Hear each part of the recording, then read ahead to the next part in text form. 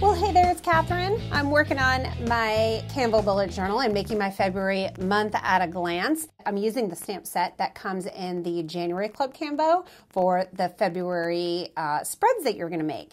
Now, I had a little trouble. You can see I made my boxes going all the way across, and I forgot to not make boxes where there are no days, if that makes sense. So look, I messed up 3 times.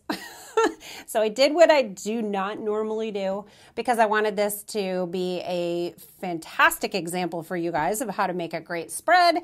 Normally I'm not as picky as that and I would have just gone with it, but I wanted this to look awesome for you guys. So I started over 4 times, and the 4th one is a charm.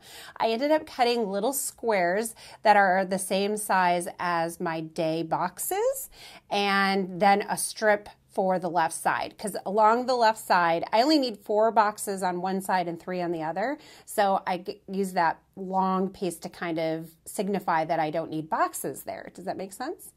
So first off, I am just doing my thin strip there where I write in the days. And then I'm taking the pieces of paper and just kind of laying them out where my open days would be.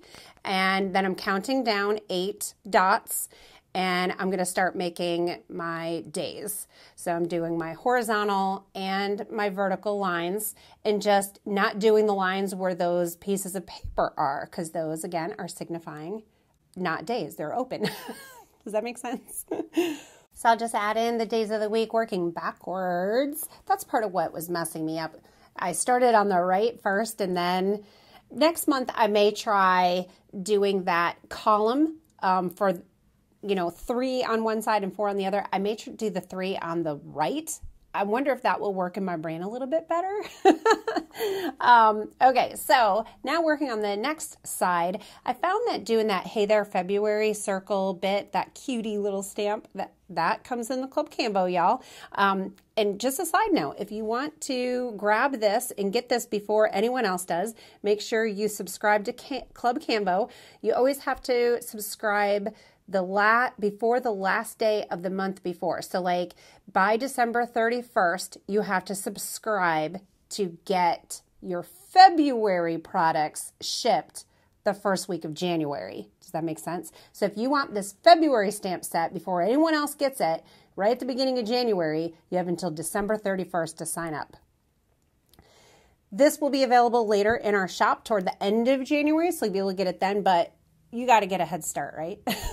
If you sign up January 1st, you'll be getting your first shipment the beginning of February, and it will be the March stuff. So anyway, okay, so you can see I finished up my little boxes. Having that Hey There February stamped first was really great because then I could do my lines around it. One of the times I messed up, I just drew my lines in my boxes first, and then I stamped on top of it, and I was like, oh, now I have these lines through my pretty Hey There February circle, and I just wasn't having that. So hopefully I'm learning from my mistakes and you guys can learn from my mistakes too.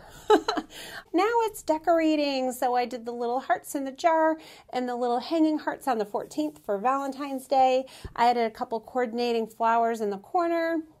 I'm going to do these hanging hearts across the top underneath each day of the week.